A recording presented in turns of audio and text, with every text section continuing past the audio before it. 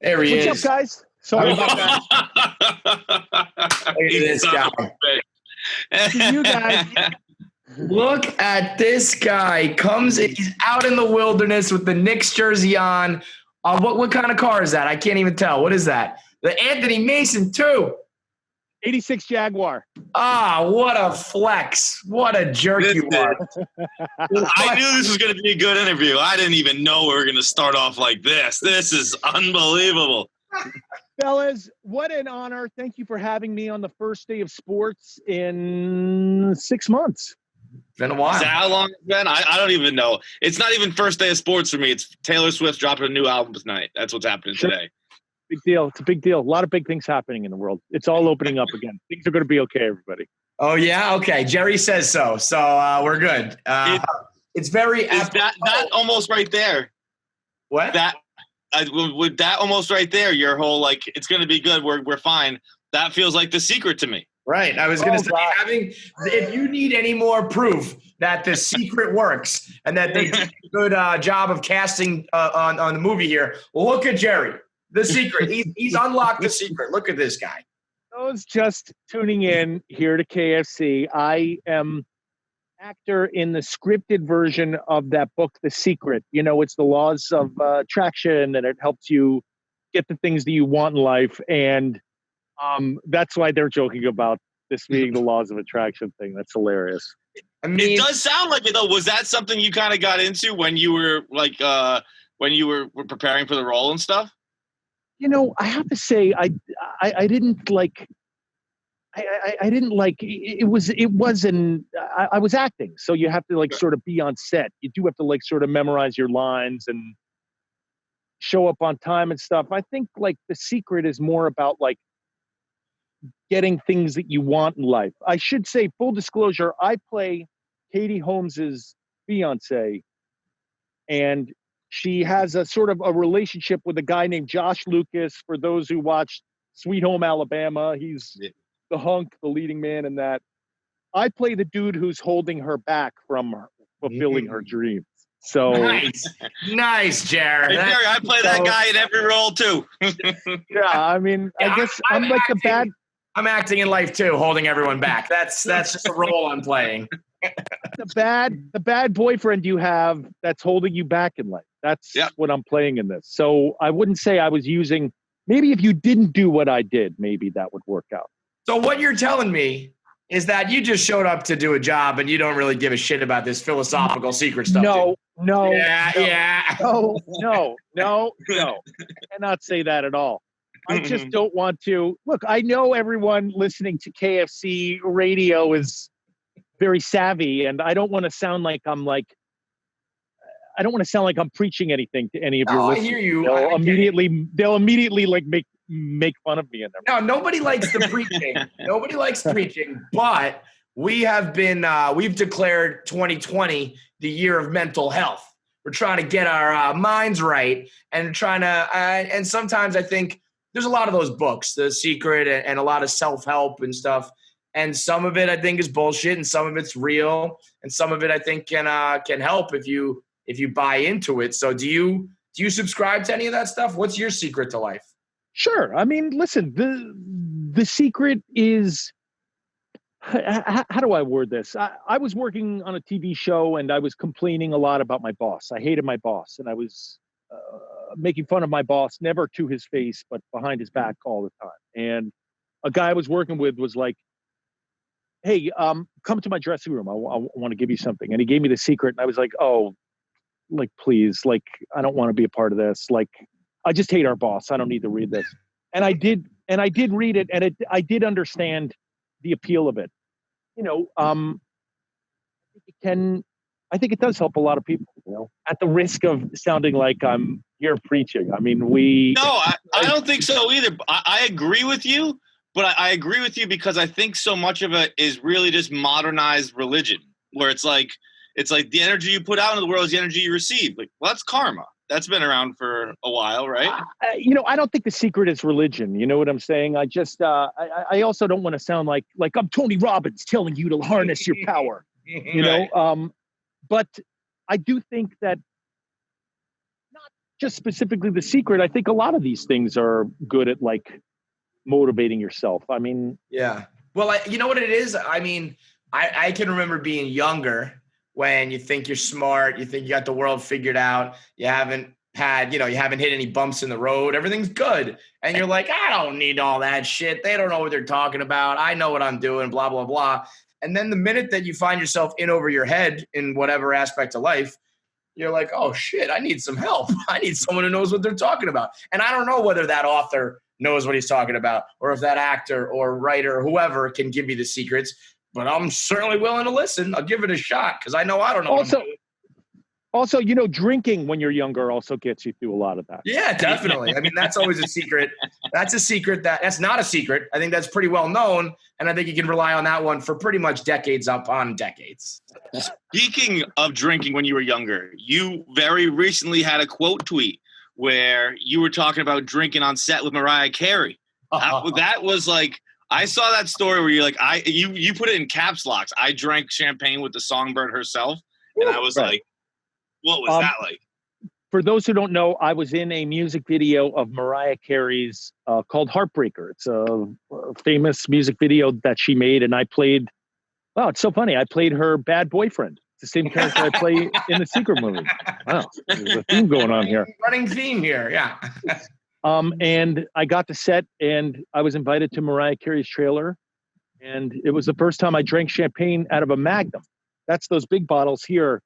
And it was funny. I mean, it was the first time, like, it's really interesting. If you haven't ever drank out of a Magnum, you literally have to hold it like you're like holding like a jug of water, like you're the Aquarius, like zodiac sign. I mean, it's like holding it like this and pouring it into a little flute. But yeah, man, I partied with Mariah Carey. She was the best. So cute, so fun. She's so massive that she's reached that level of hugeness where just people can say anything about her in the sense like, oh, Mariah Carey's rider was crazy, where like all the M&Ms had to be red and all the flowers had to be painted pink or whatever, all these crazy things. And you're like, yeah, that probably makes sense. But the story you're describing is a much different one. It's not a diva. I didn't know her as a diva at all. I mean, you didn't know Mariah Carey as a diva, Jerry O'Connell? I didn't know her personally as a diva. I mean, oh, okay. I mean, I know she's got an ongoing joke where she acts like she doesn't know that person, when she's asked about like Nicki Minaj or something, like, I don't know who that is. Yeah. But I gotta tell you, like when I worked with her, she seemed like a very attractive girl from Long Island. I mean, she's originally from Long Island, and she just seemed like a very talented, super hot girl from Long Island to me. I mean, that's what that was my personal experience with her, and that's all I can talk about. You're a big Housewives guy, right? I do watch those Housewives shows. I watch them all.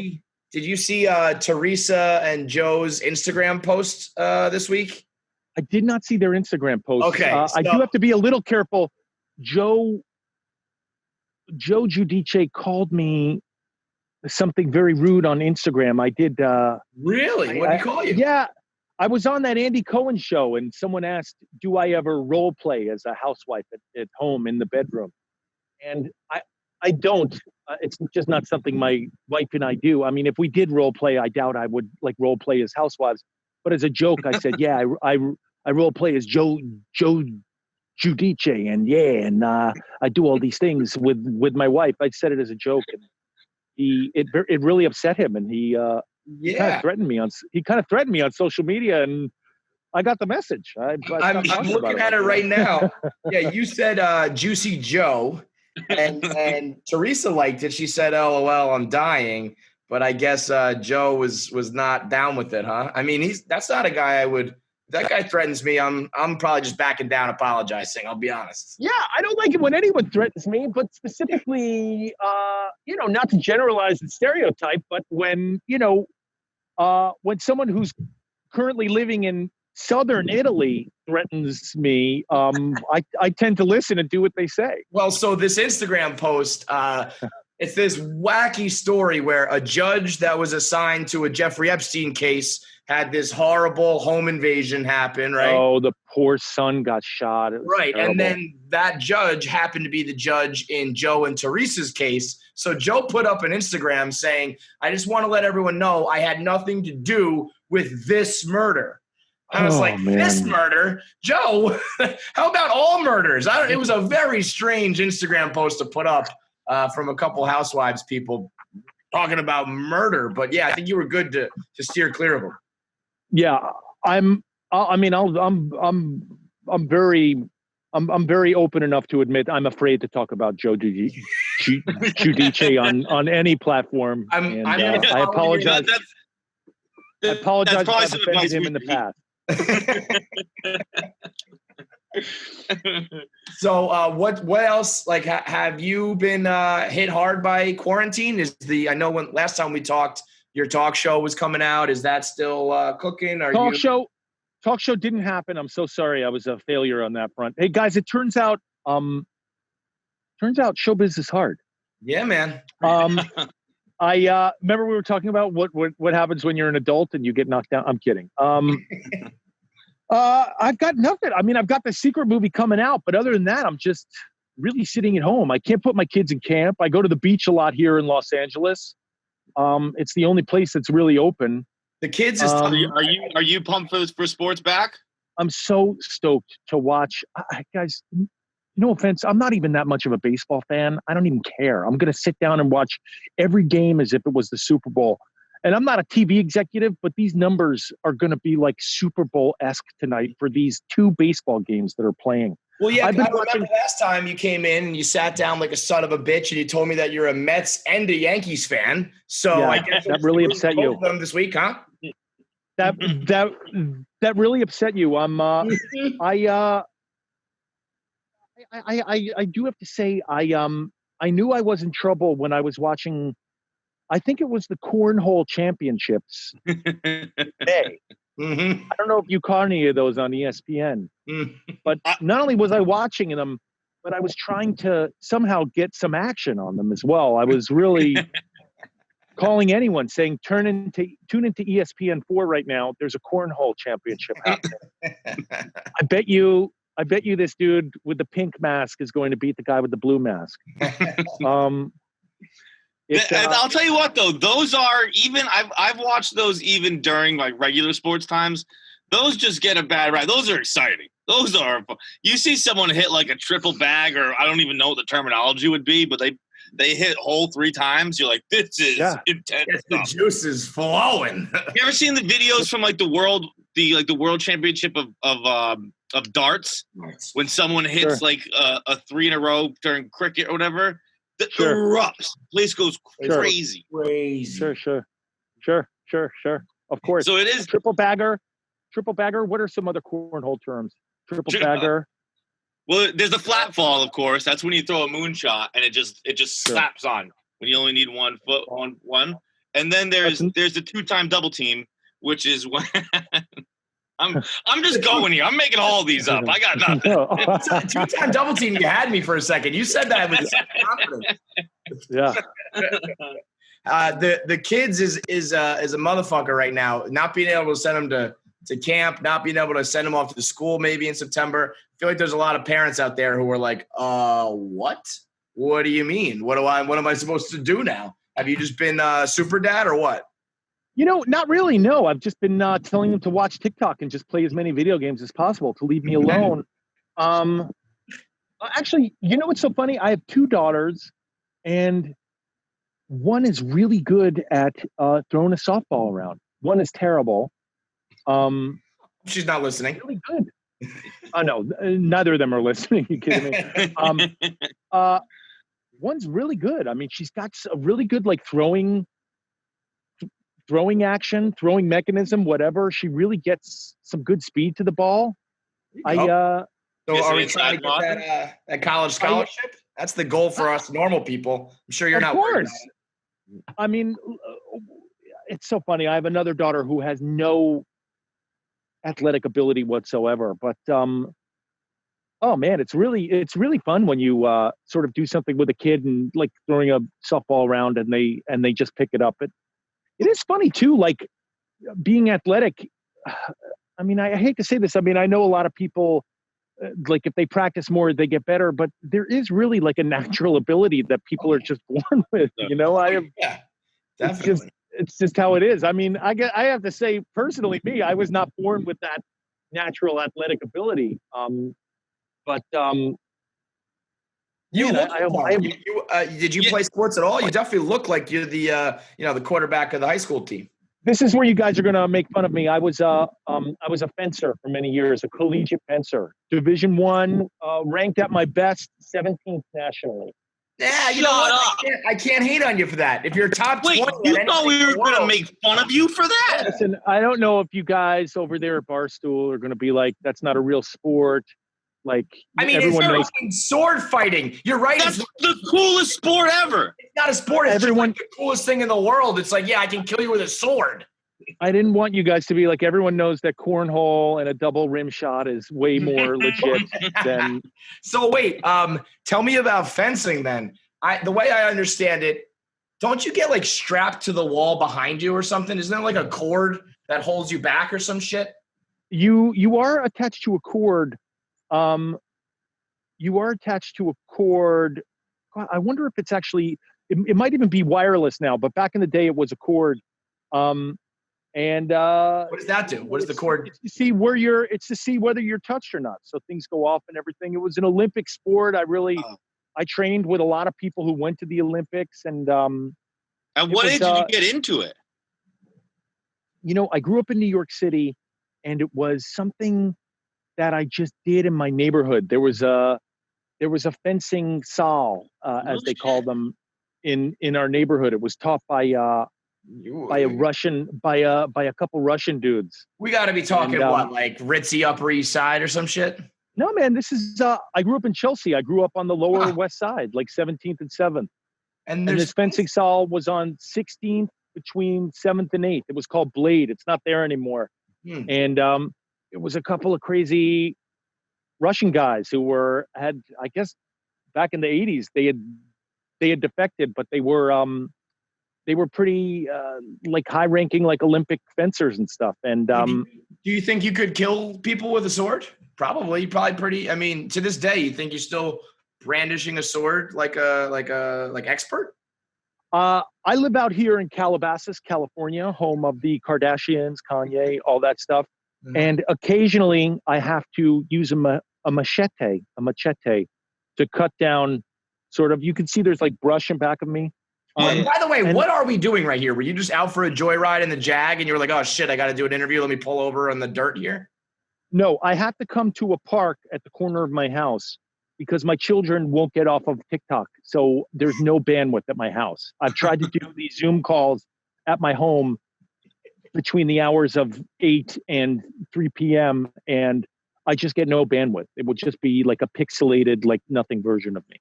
That is unbelievable. What a dad to be like, I'll leave. You guys can have the TikTok.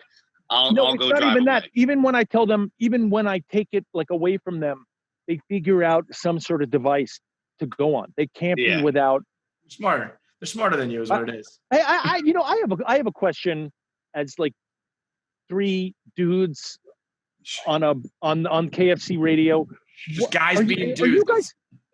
Are you guys on TikTok? No, I have it. I don't do anything on it though. I think I've been waiting for someone to bring this up, Jerry. I'm glad. I think Kevin might be addicted to it. Kevin's not on it. Kevin watches it. Kevin finds a lot of conspiracy theories on it. I hear about the conspiracy theories that happen on TikTok, and then I'll go seek them out. What happens is I would say twice a week when I'm going to bed, I remember about TikTok and I start to scroll, and then I just get stuck down a wormhole. But it doesn't, I'm a full-blown Twitter addict, and it didn't grasp me the same way. I dabble. I'm not one of these people who thinks it's lame because I'm not good at it. If I was good at it, I'd be on it like everyone else trying to become a superstar. But I'm like old and lame and washed up, so it's not for me. You're a good-looking guy. You could be good on TikTok. Hold on a second. What does being good at TikTok mean? Like you do the dances? Like my children who are 11 do pretty provocative dances on stuff. I mean, So does that mean you're doing provocative dances? No, see, I don't put anything up. I just watch people, which is pretty creepy too. So either way, it's not great for me to be talking about this. So do you watch, I mean, listen, I don't want to get you in any trouble, but do you watch like young people doing provocative dances on TikTok? Is that what you're watching a couple nights a week before you go to sleep? That's the problem. At night, I lay my head down, I'm going to sleep, and I watch teenagers dance. It's fucking weird, Jerry. Oh, boy, Kevin. Heavens to Betsy. I think we're out of time with Jerry anyway. That's not a joke. But let's cut it. That's the problem. Is the weird thing about TikTok, though, is that it just like Twitter, you see who you follow. Instagram, you see who you follow. Twitter just like feeds you shit. So you don't know guy, girl, young, old, dancing, doing, and it's just like, here's what's popular right now. So I don't know what the fuck I'm watching when I'm on there. Oh, so I didn't know that. So yeah. you put it on and it just starts being like, here's a video for you. As soon as you open, I'll show you. It's called the For You page, which is like your timeline. But like you open it up and I don't know who that is. It just goes. So it's like, oh, you just like forced a teenager onto my timeline. This is fucking weird. Yeah, it's funny. I mean, I do recall, I mean, this is how old I am. I recall about, I guess, 10 years ago, people being like, you got to join Twitter. You got to join Twitter. And me being like, it's so funny. I remember I only went on Facebook for like 2 days and I couldn't, it's so funny. I joined Facebook. I plugged in where I went to high school and all that stuff. And someone from high school that I absolutely hated was the first person to like message me on Facebook. And I deleted my account literally within minutes. I was like, oh man, I don't want this. Yeah. And then Twitter was the next one to hit. And it took me a little while. And it was funny. It was a job that said, listen, we need you to live tweet. You got to tweet this stuff out.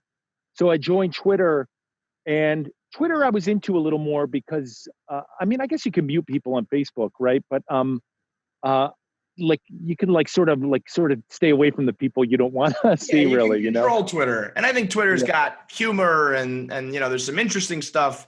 The rest of it's kind of mindless, but it's also, I mean, Twitter is like at Barstool, we put all our eggs in the Twitter basket, and you know, all the money is in TikTok and everything else other than Twitter, basically. Oh, really? Oh, yeah. Like I mean, you guys would know more than all of us, but like from a media standpoint, Barstool is all in on Twitter, and no, we've branched out a lot now, but when we first came to New York 4 years ago, I don't think there weren't many employees. There were probably like 7 of us.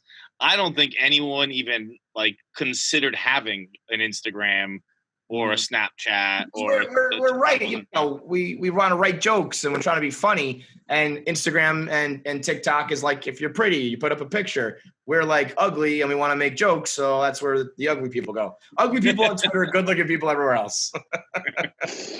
Hot, but you're going to be on TikTok. I can't wait to see your Megan Thee Stallion dance. I mean, listen, if I could fucking dance, I'd be doing it too. So I mean, I have no standards. I'm just trying to make money, man. Let me ask you a question. If I gave you a sword, could you with the sword versus LeBron James? And let's say LeBron's angry and he's coming at you. He wants to hurt you. Could you just straight up just bam, kill him with a sword, or would it be like a fair fight? I would say the only chance I would ever have of being on a somewhat even level with LeBron James would be if we were in a fencing match. Yeah. Yeah. All right. Let's set that up. Jerry O'Connell versus LeBron, fencing, pay-per-view. Listen, if you could get celebrities versus athletes in a sword fight pay-per-view, we're talking serious coin, Jerry. And Madden. I would probably beat him in Madden. Oh, he might take you up on that one. I feel like he's fighting words. That actually might happen. You get do it for charity. Probably beat him in Madden. The one celebrity I couldn't beat in Madden is probably Snoop, though. Snoop talks. I follow Snoop simply for his Madden content. It's crazy. He's good at it? He's good at Madden? He just plays all the time. And whenever, occasionally, like, these these gaming systems are hit with like a hack or something, and they go down for a couple hours, and he's always like posting like, PlayStation, man, you better get your shit together, man. What the hell? This is some bullshit, PlayStation. Yo, he is such a legend. I was watching him last night. They did this thing. It was him and DMX. Yeah, him and DMX. Yeah. Sure. I mean, DMX is a classic. He's a legend, and he was putting out his best songs that he had, and Snoop just dominated him every single step of the way. He has I thought songs. DMX, both of those guys are heroes. Like, come on. It was awesome. It was awesome. I'm a huge DMX fan, but it just, Snoop is that much, he's been around forever, and he's just got hit after hit after hit. He's unbelievable. I took a selfie with DMX, put it up on my old Instagram. You can look at it up there. Wow. Well, where was that at? I saw him in an airport, and I went up to him, and I tapped him on the shoulder, and I said, stop, hold me up. No, I said, Mr. X, may I have a photo? Yeah. And he granted me one. Very exciting. And then I reposted it on his birthday. What a guy. What a legend you are, Jared. I'm sure X appreciated it. All right, man. Listen, we'll let you get back to the Jag, and the movie is The Secret. It's going to change your life, blow your mind. Go watch it. Laws of Attraction. All right. Thank you so much, man. We appreciate it. We'll talk to you soon. See you guys. Thanks. Thanks, Jerry. Please be safe out there. You too, my man.